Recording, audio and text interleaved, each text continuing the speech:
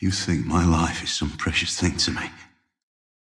That I would trade my honor for a few more years of war? What is the difference between this and this? I'm not Ned Stark. I understand the way this game is played. Ned Stark was a man of honor. And I am not. Two men held the title Hand of the King. One was Eddard Stark, a man of unwavering, absolute honor. The other was Tyrion Lannister, a man of cynical, calculating pragmatism. Tyrion, though initially wary, recognized the necessity of Varys' competence, forging a pragmatic alliance that allowed him to survive and even thrive. Ned Stark, in the very same position, received genuine, life-saving intelligence from Varys and rejected him, viewing the man as repulsive and untrustworthy. This rejection left Ned strategically isolated, vulnerable, and ultimately dead.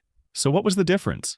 Why did Ned's focus on honor lead to his execution, while Tyrion's pragmatism led to his survival? The answer lies in a fatal misjudgment, a catastrophic failure of perception. I will dive into this later, but first we need some context. Before Varys ever speaks to Ned alone, the well of their potential alliance is poisoned by Lord Peter Littlefinger Baelish, posing as a friend while working as a spy. He leads Ned and begins his masterful manipulation with an act of selective honesty. The spider has taken a great interest in your comings and goings. This creates a sense of cognitive ease for Ned, making him receptive to Littlefinger's narrative. Having established this false bond, Littlefinger immediately pivots to misdirection, diminishing the very threat he just revealed. Now, Varys himself enters Ned's chambers. His approach is the complete opposite of Littlefinger's. He doesn't offer false friendship. He offers cold, dangerous facts. The dialogue that follows is a direct appeal to Ned's analytical mind. But as we'll see, it's an appeal that fails at every turn because of Ned's pre-existing intuitive biases. The conversation begins with Varys securing the room and making an oddly empathetic comment about Ned's son. How is your son, my lord? He'll never walk again. But his mind is sound. So they say. A blessing, then. I suffered an early mutilation myself. Some doors close forever. Others open in most unexpected places. This opener is multifaceted. It's a strange attempt at connection, referencing his own early mutilation, but it also serves as a philosophical statement about his own life. How his physical limitation opened the door to a different kind of power. To Ned, however, a man of direct action, this likely sounds like the cryptic, flowery speech of a court eunuch, further activating his distrust. Varys then immediately establishes the stakes and the personal danger he is in. May I?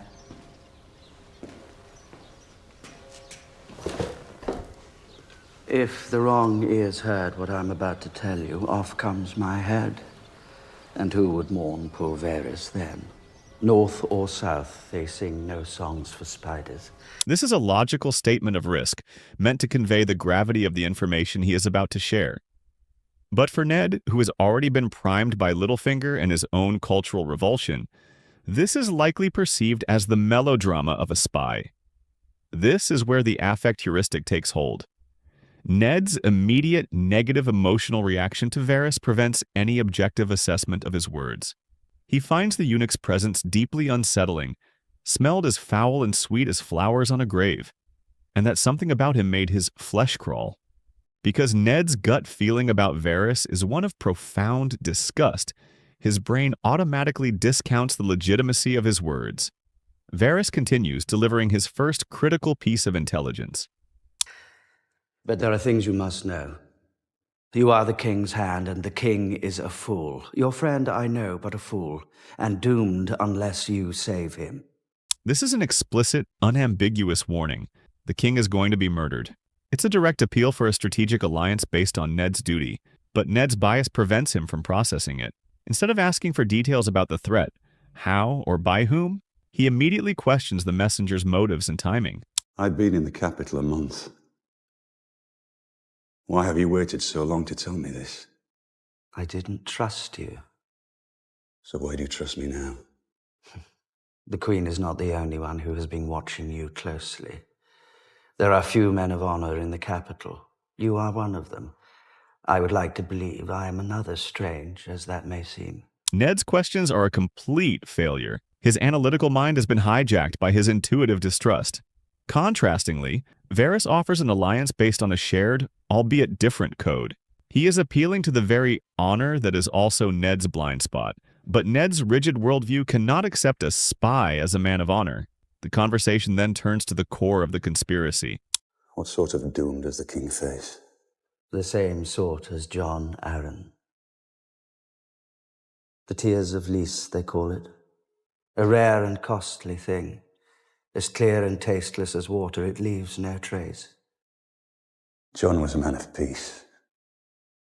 He was hand for 17 years, 17 good years. Why kill him?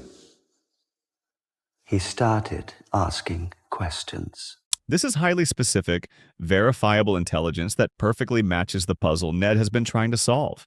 It should have been a moment of breakthrough, however. Ned is suffering from a powerful cognitive bias known as what you see is all there is. He isn't seeing the valuable life-saving data being presented to him. He is only seeing the messenger, Varys the spider. His mind has constructed a simple and coherent story. Spies are liars. He fails to perform the crucial step of separating the message from the disliked messenger, later calling Varys' network a black art and stating plainly, "I do not trust him." This is a concrete, verifiable lead that Ned fails to properly integrate into a new worldview that includes Varys as an ally. Every piece of life-saving information is filtered through and ultimately rejected by his unshakable intuitive bias. This brings us back to our central question. Why did Ned fail where Tyrion later succeeded? By dissecting the dialogue, the answer becomes clear. Ned's fatal flaw was not his honor itself, but his failure of perception. He was an honorable man who was unable to recognize that, in the viper's nest of King's Landing, a pragmatic alliance with a spider was more valuable than the false friendship of a mockingbird. Tyrion Lannister, in contrast, understood the game. He grasped Varys' riddle of power. Power resides where men believe it resides. It's a trick, a shadow on the wall. He knew that alliances must be based on competence and mutual need, not personal feelings. He was able to forge a pragmatic relationship with Varys because he valued his competence regardless of his character. Tyrion survived because he was willing to play the game on its own terms. Ned refused. His final, fatal mistake, the madness of mercy in warning Cersei, was a direct result of the strategic isolation he created for himself by rejecting Varys. Had he listened during their conversation, had he engaged his analytical mind and overcome his intuitive disgust, he might have understood the full scope of the plot against him. Instead, he allowed his biases to be exploited, placed his trust in the wrong man, and walked directly into the trap that would cost him his life. So if you have made it so far, thank you so much for watching. I do appreciate your feedback in the comment section, so don't forget to do it.